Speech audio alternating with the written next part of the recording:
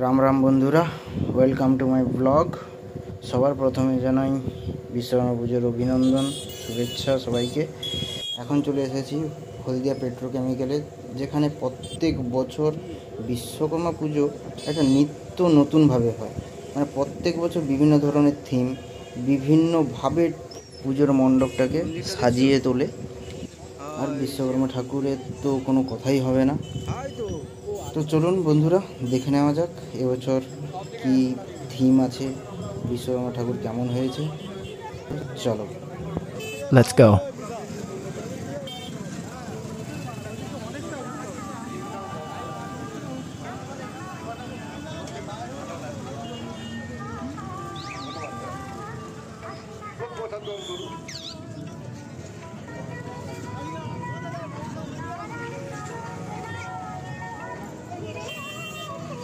Bike নিয়ে সামনে এখানে দাঁড় করাবেন না, অন্তত সামনে ভিড় করাবেন না।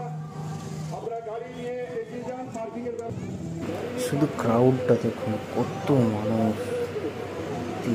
এইচপিএল এই বিশ্বকর্মা ঠাকুর দেখার জন্য কত মানুষ এসেছে দেখুন শুধু।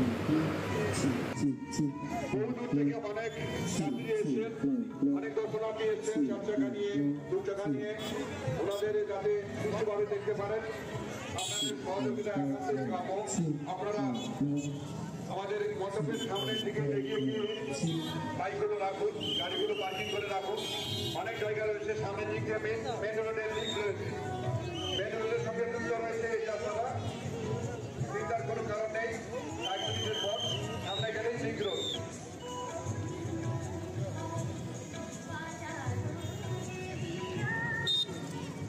সাইড করে দাঁড়ান, সাইড করে দাঁড়ান দাদা। বাম দিকে পার্কিং রয়েছে, বাম দিকে ডান দিকে দুই দিকে পার্কিং রয়েছে। আপনারা গাড়ি সাইডে রাখুন, নিজে দেখুন কখন টাকা সুযোগ করে দিন। হাজার হাজার দর্শনার্থী হলদিয়ার কাছে দেখতে এসে বসে পড়েছেন।